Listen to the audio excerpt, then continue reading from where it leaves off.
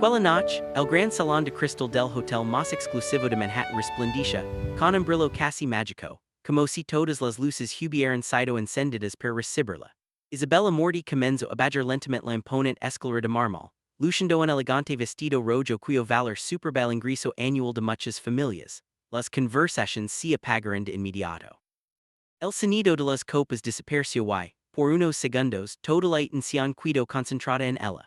Cada invitado seguía con la mirada la mujer que, según las portadas de las revistas de sociedad, estaba a punto de convertirse en la futura esposa del hombre más poderoso y influyente de la ciudad. Isabella sonrió con absoluta tranquilidad. Había esperado aquel momento durante 3 años. 3 años de cenas privadas, viajes en heads, joyas imposibles, fotografías cuidadosamente filtradas a la prensa y apariciones en eventos benéficos don todos y la llamaba la futura señora Widmer. A pocos metros de ella, Alexander Widmore, el magnate multimillonario de 48 años, levantó su copa. Dueño de conglomerados financieros, hotels de lujo y empresas tecnológicas, Alexander era uno de esos hombres que parecían haber nacido con el mundo a sus pies. Frío, elegante, imposible de leer. Y aquella noche celebraban oficialmente su compromiso. Lo que Isabella ignoraba era que antes de que anunciara, una sola carpeta destruiría cada uno de sus sueños.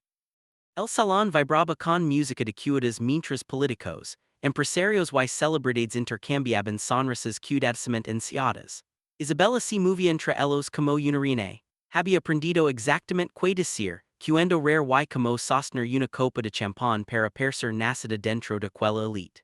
Pero ella no pertenecía allí. Había crecido en un pequeño apartamento de Nueva Jersey junto a una madre enfermera y un padre ausente. Desde muy joven comprendió que la belleza podía abrir puertas que el dinero mantenía cerradas. Trabajó como modelo, luego como anfitriona de eventos exclusivos. Fue precisamente durante una gala benéfica donde conoció a Alexander. Él acababa de enviudar. Su esposa Evelyn W. Moore había fallecido 2 años antes en circunstancias que enlenaban las columnas de sociedad. Evelyn era elegante, discreta y provenía de una de las familias más antiguas de Boston. Muchos consideraban que Isabella era exactamente lo contrario. Joven, deslumbrante, ambiciosa, peligrosamente hermosa. Las amigas de Evelyn jamás la aceptaron. Los hijos de Alexander tampoco. Nathan, de 25 años, apenas la saludaba. Su hermana Caroline ni siquiera ocultaba su desprecio. No pudes reemplazar a nuestra madre, le dijo una vez. Isabella respondió con una sonrisa porque sabía que el tiempo siempre favorecía quien permanecía cerca del poder. Y ella había permanecido. Durante años había soportado rumors, críticas y humillaciones silenciosas. Se convirtió en la compañera perfecta. Lo acompañaba a reuniones, cenas diplomáticas y vacaciones privadas. Sabía cuando hablar y cuando guardar silencio. Poco a poco la prensa comenzó a retratarla como la mujer que había devuelto la felicidad al multimillonario. Finalmente ligó el anillo, un diamante espectacular, una propuesta en la costa italiana, fotografías que recorrieron el mundo. Todo parecía perfecto, pero aquella noche, antes de anunciar la fecha oficial de la boda, Alexander pidió la atención de todos. El salón quedó en silencio. Isabella tomó su mano. Él sonrió con esa serenidad que siempre la desconcertaba. Esta noche deseó brindar por el futuro dijo, por la confianza, por la familia y por las decisiones que approachan aquello que más valoramos. Los invitados aplaudieron. Entonces hizo una señal. Uno de sus abogados se acercó discretamente levando una carpeta negra. Isabella sintió una ligera incomodidad. Alexander tomó la carpeta y la colocó frente a ella. Hey, en último asunto que debimos resolver antes de nuestra boda. El silencio se hizo más profundo. El intentó sonreír. Aquí. Los hijos de Alexander permanecían inmóviles. El abogado abrió la carpeta. Dentro había un acuerdo prenupcial, pero no era un documento ordinario. Las páginas parecían interminables. Cláusulas, conditions, restricciones auditorias financieras, investigaciones patrimoniales, limitaciones absolutas sobre herencias. Isabella sintió como la sangre abandonaba lentamente su rostro. ¿Qué significa esto? Preguntó Alexander. La observó durante varios segundos. Significa que si nos casamos, nada de mi fortuna te pertenecerá. Ella soltó una pequeña risa. Pensó que era una broma, nadie se movió. Alexander, mis empresas permanecerán en fight comizos, las propiedades pasarán a mis hijos, las inversiones están protegidas. En caso de divorcio, recibirás únicamente una cantidad fija establecida por el acuerdo. El salón entero parecía contener la respiración. Isabella pasó las páginas. La cantidad era ridícula comparada con la fortuna del hombre. Ni siquiera representaba una fracción mínima de su riqueza. Esto no puede ser serio. Es completamente serio. Ella levantó la mirada. Después de 3 años. Precisamente después de 3 años, Nathan bebió un sorbo de whisky sin intervenir. Caroline observaba la escena con una calma inquietante. Isabella intentó controlar su voz. No confías en mí. Alexander permaneció inmóvil. Confío en lo que las personas hacen cuando saben exactamente lo que pueden ganar. Las palabras atraviesaron el salón como un cuchillo. Ella sintió cientos de ojos observándola. Las cámaras de algunos teléfonos comenzaron a aparecer discretamente. ¿Crees que este contigo por dinero? Alexander tomó air. No lo sé. Aquella respuesta la golpeó más fuerte que cualquier acusación. Durante varios segundos nadie habló. Entonces, el abogado colocó otro documento sobre la mesa. Esta vez Isabella via fotografías, registros, transferencias, informes privados. Su corazón comenzó a acelerarse porque reconoció algunos nombres, reconoció algunos lugares y comprendió por primera vez en años que Alexander W. Moore quizá había sabido mucho más de ella de lo que jamás imagina. Las manos de Isabella comenzaron a temblar mientras observaba la primera fotografía. Era una imagen tomada 2 años atrás en un restaurante de Miami. Ella estaba sentada frente a un hombre al que no había visto desde hace mucho tiempo, Marcos Salazar, un antiguo representante que alguna vez había sido también su pareja. Levanta la vista hacia Alexander. ¿Qué es esto? El multimillonario permaneció sereno. Información. El abogado abrió otra página. Había registros de transferencias bancarias realizadas por Marco y una cuenta que Isabella había mantenido en secreto. No eran sumas enormes, pero sí suficientes para generar preguntas. Esto es una invasión a mi vida privada. Es una investigación de antecedentes, respondió Alexander. Algo bastante común cuando alguien va entrar en una familia como la mía. Los invitados permanecían inmóviles. Nadie se atrevía a abandonar el salón. La fiesta se había convertido en un juicio. Isabella sintió la mirada de Caroline. La hija de Alexander parecía haber esperado aquel momento durante años. Dals la verdad, dijo ella finalmente. Isabella giró hacia ella. No tienes derecho a hablarme. Tengo todo el derecho cuando intentas convertir en parte de esta familia. Alexander levantó ligeramente la mano. Caroline, pero la joven continuó. Marcos Alazar recibió dinero de un periodista 6 meses antes de que aparecieran aquellas fotografías de ustedes en Centro Tropes. Los ojos de Isabella se abrieron. Eso es mentira. Nathan intervino por primera vez. El periodista confesó. El air pareció desaparecer del salón. Isabella recordó perfectamente aquel verano. Las fotografías habían sido publicadas en revistas internacionales. Las imágenes la mostraban junto a Alexander en un yate privado. La prensa habló durante semana sobre el romance del multimillonario y la misteriosa mujer que había conquistado su corazón. Aquellas fotografías cambiaron su vida. Las agencias comenzaron a llamarla. Las invitaciones llegaron. Las puertas se abrieron. Y ahora alguien insinuaba que todo había sido planeado. No saben de qué están hablando. Alexander la observó. Entonces, explícamelo. Ella respiró profundamente. Marco conoce fotógrafos, eso es todo. El abogado colocó otra hoja sobre la mesa. El señor Salazar declaró que este le pidió organizar el encuentro con la prensa. La voz del abogado era tranquila. Demasiado tranquila. Isabella sintió un nudo en la garganta. Miró alrededor los rostros elegantes, las lámparas de cristal, los músicos que permanecían inmóviles junto al escenario. Todo aquello que había soñado durante años comenzaba a elegirse. ¿Cuánto tiempo llevas investigando? Preguntó. Alexander tardó varios segundos en responder. Desde el principio. Ella quedó paralizada. Desde el principio. El día después de nuestra primera cita. La respuesta cayó sobre ella como agua helada. Durante 3 años. Mientras ella aprendía sus gustos, memorizaba sus horarios y trataba de acercarse a sus hijos, él había construido silenciosamente un expediente. ¿Nunca me amaste? La pregunta salió apenas en un susurro. Alexander bajó la mirada por primera vez, quis hacerlo. Aquellas palabras resultaron mucho más dolorosas, porque no eran frías, eran sinceras. Isabella recordó las noches en Londres, los paseos en Toscana, las conversaciones interminables en la terraza de su casa en Aspen. Recordó las veces que él parecía vulnerable, las ocasiones en las que hablaba de Evely y de la culpa que sentía por seguir viviendo. Ella había estado allí, lo había escuchado, lo había acompañado, pero ahora comenzaba a preguntar si él había estado analizando cada gesto suyo, cada sonrisa, cada palabra. Nunca me diste una oportunidad. Alexander se acercó lentamente, td 3 años, no me pusiste prueba durante 3 años. Caroline soltó una risa breve, y falast, Isabella se volvió hacia ella. Crees que tú esto te devolverá tu mater. El silencio fue inmediato. Caroline palideció, Nathan bajó la mirada. Alexander endureció el rostro. No hables de Evely. ¿Por qué no? Preguntó Isabella. Todos la mencionan constantemente, todos comparan, todos action como si yo fuera una intrusa. Sus ojos comenzaron a llenarse de lágrimas. Por primera vez aquella noche la mujer elegante y calculadora desapareció. Nunca intenté reemplazarla. Caroline respondió con frialdad. Pero si intentas reemplazar su lugar. Isabella miró la inmensa sala. Comprendió que estaba sola, absolutamente sola. Los amigos de Alexander pertenecían a su mundo. Los abogados trabajaban para él. La prensa lo admiraba. Sus hijos lo protegían y ella sin importar cuánto hubiera avanzado, seguía siendo la muchacha que había legado desde un pequeño apartamento soñando con una vida distinta. Tomó el acuerdo prenupcial, pasó lentamente las páginas. Luego ligó a la última cláusula. Su respiración se detuvo. Había una condición adicional.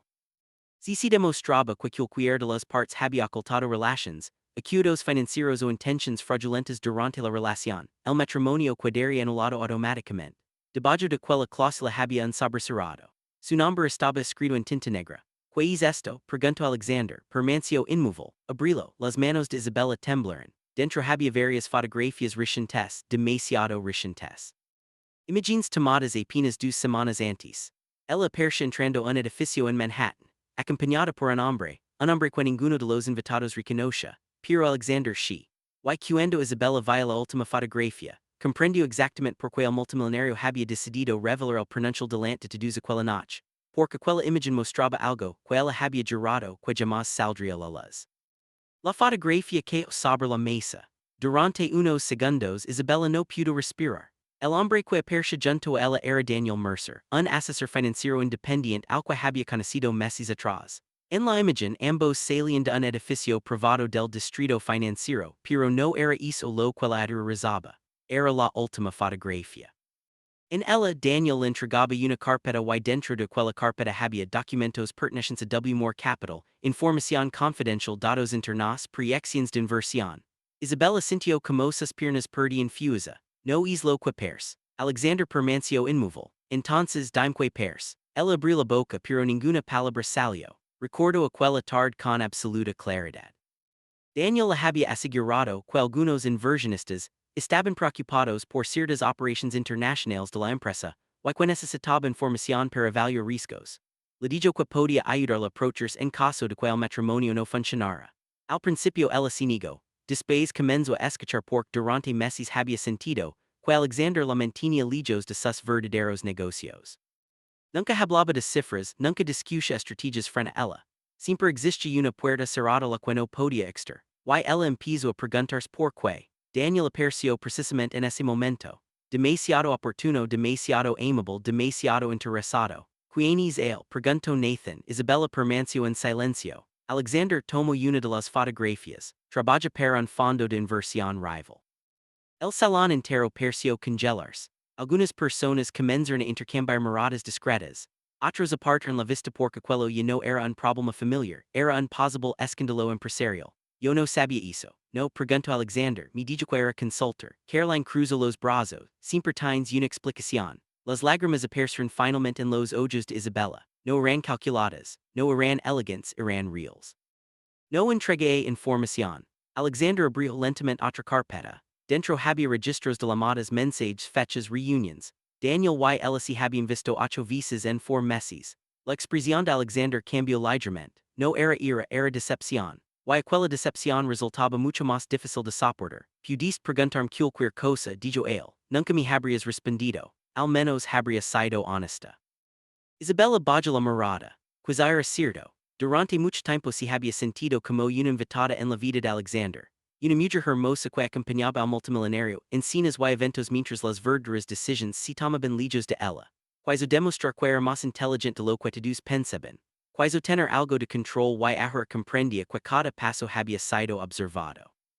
Cada llamada, cada encuentro, cada me seguiste porque me impresa. Ella soltó una pequeña risa amarga. Y que de mí Alexander tardó en responder. Intenté pronunciar también, la frase la desconcertó. De que el multimillonario tomó una de las fotografías. Daniel Mercer está siendo investigado por fraude financiero. Isabella levanta la cabeza, que Nathan intervino. Leva meses bajo investigación federal. Ella sintió un escalofrío. Las conversaciones, las reuniones, las promesas. To do regreso a su mente. Daniel la había pedido paciencia. La había dicho que existen personas dentro de la empresa que querían impedir que él obtuviera lo que merecía. La aseguró que Alexander jamás compartiría realmente su fortuna, que la familia WH Timor nunca la aceptaría. Y poco a poco él se convirtió en la única persona que parecía comprenderla. No pude ser, Alexander la observó, te estaba utilizando. Ella recuerda la carpeta, los documentos, las preguntas, el interrogatorio constante por los negocios de W. Moore. Su corazón comenzó a latir confuso porque por primera vez via la situación desde otra perspectiva. Había sido ella la manipuladora o había sido manipulada. El abogado se acercó. Señor Widmore, quizá deberíamos continuar esto en privado. Pero Alexander negó con la cabeza. No, todos lo observaron. El multimillonario camino lentamente hacia los enormes ventanales del salón. Las luces de Manhattan brillaban debajo como un océano de estrellas. Durante algunos segundos nadie habló. Finalmente se volvió hacia ella. Cuando te conoce, creo que habías legado mi vida en el peor momento posible. Isabella lo escuchó en silencio. Después pensé que quizá eras exactamente lo que necesitaba. Su voz era tranquila pero cada vez que intentaba confiar aparecía algo más. Las fotografías, los periodistas, las cuentas ocultas, Daniel, las mentiras. Ella sintió que el mundo entero se redujo a la distancia entre ambos. Te amo. La frase salió de sus labios antes de poder detenerla. Caroline cerró los ojos. Nathan permaneció inmóvil. Alexander no respondió. Ella dio un paso hacia él. She quería esta vida. She me gustaba el dinero. Si me gustaban los viajes, las cosas y todo lo que tienes. Quien no lo haría, las lágrimas corrían ahora libremente. Pero también estuve contigo cuando no dormías, cuando hablabas de Evelyn, cuando creías que estabas envejeciendo, cuando te adoraba quedarte solo. Alexander no apartó la mirada y aún así fuiste a ver a Daniel. Ella bajó la cabeza porque no podía negar aquello, porque había ocurrido, porque una parte de ella había sentido miedo de terminar abandonada, miedo de descubrir que jamás pertenecería a ese mundo, miedo de que al final Alexander elegiera su familia y la dejara sola. El reloj del salón marcó la medianoche. Los músicos seguían inmóviles. Los invitados apenas respiraban. Entonces, Alexander regresó hasta la mesa y tomó el acuerdo prenupcial. Lo cerró lentamente. Después tomó el anillo de compromiso de la mano de Isabella. Ella sintió que el corazón se detenía, pero él no lo guardó. Simplemente sostuvo la joya entre los dedos y con una serenidad que hizo temblar a todos los presentes, dijo unas palabras que ninguno esperaba escuchar aquella noche. Palabras que hicieron que Caroline se pusiera de pie, que Nathan diera un paso hacia adelante y que Isabella sintiera que el destino de su vida estaba a punto de cambiar de una manera que jamás habría imaginado. No voy a cancelar la boda. Las palabras quedaron suspendidas en el aire. Caroline fue la primera en reaccionar. Que Nathan también dio un paso adelante. Padre, no pudes hablar en serio. Alexander mantuvo la mirada fija en Isabella. Ella ni siquiera estaba segura de haber escuchado correctamente. Las lágrimas seguían descendiendo por sus mejillas mientras intentaba comprender lo que acababa de decir. La boda sigue en pie, repitió él. El murmullo comenzó a extenderse entre los invitados. Algunos se miraban con incredulidad. Otros observaban a Isabella como si intentaran descubrir qué clase de influencia ejercía sobre aquel hombre. Caroline se acercó. Después de todo esto vas a casarte con ella. Alexander tomó lentamente, porque ahora conozco la verdad. La verdad es que te mintió. La verdad es que ambos nos hemos estado ocultando cosas. Aquella respuesta sorprendió incluso a Isabella. Él volvió a colocar el anillo en la palma de su mano. Durante 3 años te investigué. Contraté personas para asegurar. Revisé tus cuentas, tus amistades, tus relaciones. Te puse a prueba constantemente. Ella lo observó en silencio. Y tú buscas seguridad en otra persona porque nunca te permití sentir parte de mi vida. Nathan negó con la cabeza. Eso no justifica nada. Alexander lo miró. No lo justifica pero si lo explica. El multimillonario tomó la carpeta del acuerdo prenupcial. Documento sigue vigente. Isabella bajó la mirada. Lo firmaré. Él lo observó cuidadosamente. Ni siquiera lo has leído completo. Y no importa. Alexander guardó silencio durante unos segundos. Sí, importa. Tomó nuevamente la última página. Porque hay otra cláusula. Ella frunció ligeramente el ceño. El abogado pareció incómodo. Alexander colocó el documento frente a ella. La cláusula final establecia que después de 10 años de matrimonio, si ambas partes permanecían juntas y ninguna había violado los acuerdos de confianza establecidos, Isabella tendría participación directa en varias fundaciones, propiedades y fidecomisos familiares. No era una fortuna inmediata, no era un premio, era algo que solo podía construirse con el tiempo. Ella levantó lentamente la mirada. Porque el dinero nunca fue la verdadera prueba.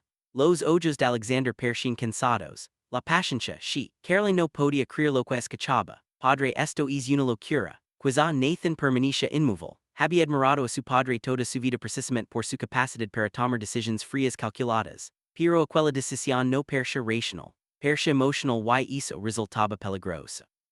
Isabella sostuvo el anillo entre sus dedos. Por primera vez desde que había comenzado la noche, no pensó en mansiones ni en cuentas bancarias.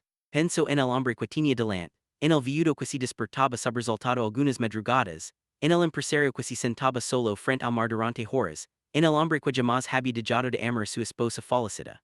Y comprendió algo que nunca había querido aceptar. Alexander Widmore no necesitaba una esposa, necesitaba una razón para volver a confiar. Pero justo cuando el silencio parecía comenzar a comerse, uno de los asistentes se acercó apresuradamente al abogado. Le entregó un teléfono móvil. El hombre observó la pantalla. Su expresión cambió inmediatamente. Miró Alexander. Señor Alexander tomó el teléfono, leyó el mensaje. Por primera vez aquella noche, su rostro perdió completamente la calma. Nathan se acercó. Que acuer Alexander no respondió. Caroline también lo observó. Isabella sintió un escalofrío. Alexander él levantó lentamente la mirada. ¿Dónde está Daniel Mercer Aher? Ella parpadeó. No lo sé. El abogado intervino. Acaba de salir del país. Un murmullo recorrió el salón. Alexander devolvió el teléfono. La Comisión Federal acaba de presentar cargos. Isabella sintió que las piernas le falaban. Nuevamente, no entiendo. Nathan tomó el dispositivo y leyó la noticia. Su expresión cambió de inmediato. Dios mío, Caroline se acercó. ¿Qué sucede? Natal levantó la vista. Widmore Capital acaba de sufrir una filtración. El salón entero quedó en silencio. Alexander permanecía inmóvil. Su empresa acababa de perder millones de dólares en cuestión de minutos. La noticia comenzaba a aparecer en medios financieros, documentos internos, proyecciones, información estratégica, todo había sido publicado. Isabella sintió que el mundo se detenía porque recordó la carpeta que Daniel le había mostrado. Recordó algunas páginas, algunos informes, algunos datos. No fuyó, su voz apenas era audible. Nadie respondió.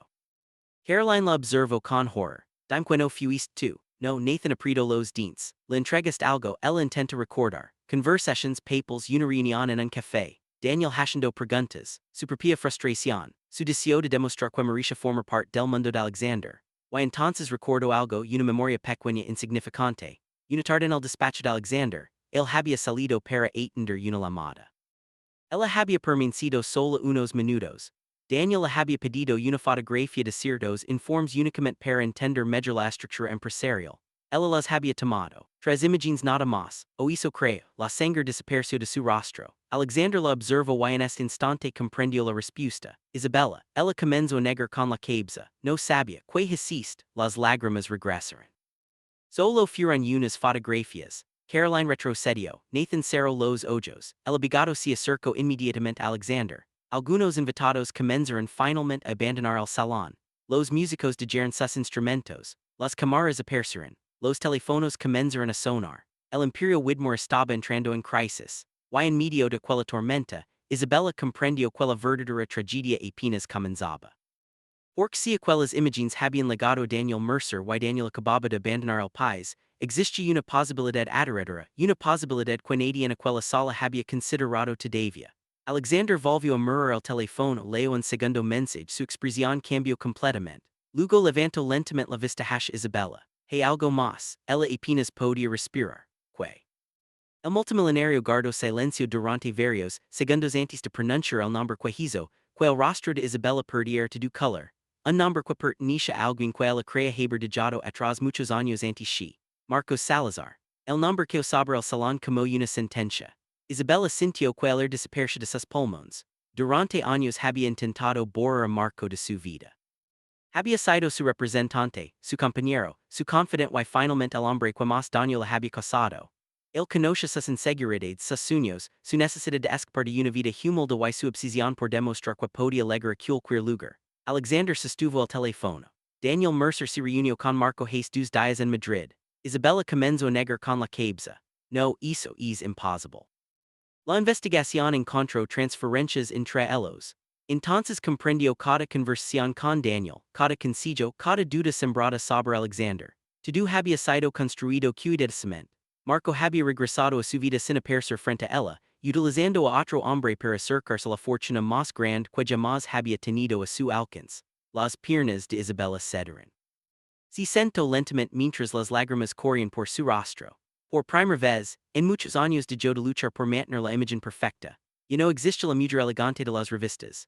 Ya no existe la futura señora Whitmore. Solo quedaba una mujer que había pasado la vida intentando escapar del pasado y que finalmente había sido alcanzada por él. Alexander observó el salón. Los invitados se marchaban. Los periodistas comenzaban a reunirse fuera del hotel. La noticia de la filtración financiera se extendía rápidamente. Su imperio sufría pérdidas millonarias. Su familia estaba fracturada. Su compromiso se había convertido en un escándalo. Y sin embargo, en medio de aquel desastre, comprendió algo que llevaba años evitando. No había investigado Isabella únicamente por desconfiar de ella. La había investigado por tenía miedo. Miedo de volver a amar, miedo de perder otra vez, miedo de que la muerte de Evelyn hubiera destruido para siempre su capacidad de confiar. Se acercó lentamente a Isabella. Ella levantó la mirada. Nunca quis destruir, dijo él. Ella apenas pudo responder. Yo nunca quis destruir a ti. Caroline permanecía inmóvil. Nathan guardaba silencio. Por primera vez, ambos veían a su padre no como al empresario invencible, sino como un hombre cansado. Alexander extendió la mano. Ven conmigo, ella dudó pero tomó su mano. Los dos caminaron hacia la terraza del hotel. Detrás de ellos la ciudad brillaba bajo la noche. Manhattan parecía inmensa y indiferente a las tragedias humanas. Durante varios minutos ninguno habló. Finalmente Isabella rompió el silencio. Si quieres terminar esto lo entenderé. Alexander contempló las luces. Cuando murió Evelyn, pensé que nunca volvería a sentir nada por nadie. Ella escuchó en silencio. Después legas tu y durante 3 años intenté descubrir si eres una oportunista o una mujer enamorada. Él sonrió con tristeza. Y olvidé preguntarme si yo también estaba siendo honesto. Isabella bajó la mirada. Cometí errors, yo también. Las serenas comenzaban a escucharse lo lejos. Los teléfonos seguían sonando dentro del salón. El mundo real regresaba. Alexander tomó el anillo. La joya brilló bajo las luces de la ciudad. No pudo pronter una vida fácil. Ella respiró profundamente. Yo no quiero una vida fácil. Ella observó. Por primera vez en años no vaya a la mujer ambiciosa que había conocido. Vaya a alguien que había quedado tan profundamente como él y comprendió que las personas no se aman porque son perfectas. Se aman porque deciden quedarse después de conocer las imperfecciones. Alexander volvió a colocar el anillo en su mano, pero esta vez fue diferente. No representaba riqueza, no representaba poder, representaba una lección. Dentro del salón Caroline observó la escena a través del cristal. Nathan se acercó a su hermana. Lo perdonarás, ella tardó en responder, no lo sé. Y a ella Caroline contempló a Isabella. La mujer la que había odiado durante años y no parecía una enemiga, parecía alguien derrotado. Y quizá por primera vez comprendió que nadie podía ocupar el lugar de su madre, porque ese lugar jamás había estado vacío. Meses después, las investigaciones demostraron que Marcos Alazar y Daniel Mercer habían organizado la filtración utilizando a varias personas cercanas a importantes empresarios. Isabella había sido utilizada como acceso, pero nunca participó conscientemente en el fraud. Marco fue arrestado. Daniel desapareció durante varios meses antes de ser capturado. Widmore Capital sobrevivió. Las pérdidas fueron enormes pero el imperio permaneció en pie. Sin embargo, la mayor transformación ocurrió lejos de las cámaras. La boda no se celebró aquel año ni el siguiente. Alexander y Isabella desaparecieron de las revistas, dejaron de asistir a galas y eventos. Viajaron solos, hablaron durante enteras, discutieron si elegirían algunas veces, regresaron otras y lentamente comenzaron a construir algo que jamás habían tenido: confianza. 2 años después, en una pequeña villa frente al mar de Italia, sin periodistas, sin empresarios, sin invitados ilustres y sin millones de dólares redándolos, Alexander W. Timor tomó nuevamente la mano de Isabella. Solo estaban Nathan, Caroline y unos pocos amigos. El multimillonario que podía comprar cualquier cosa en el mundo dijo unas palabras que nadie olvidaría. El dinero construyó mis empresas, el miedo destruyó mi vida, pero el perdón me devolvió el futuro. Isabella Laro, Caroline la abrazó. Nathan sonrió y mientras el sol desaparecía sobre el mar, comprendieron que algunas personas ligan a nuestras vidas por ambición, otras por necesidad y otras por accidente. Pero solo aquellas que permanecen después de la verdad merecen quedarse para siempre. Porque aquel amante, que creyó convertirse en la esposa de un multimillonario terminó, descubriendo algo mucho más valioso que una fortuna. Descubrió que los contratos pueden proteger el dinero, Las investigaciones pueden revelar secretos y las mentiras pueden destruir illusions, pero únicamente el amor que sobrevive la verdad tiene el poder de reconstruir un corazón que así crea perdido. No.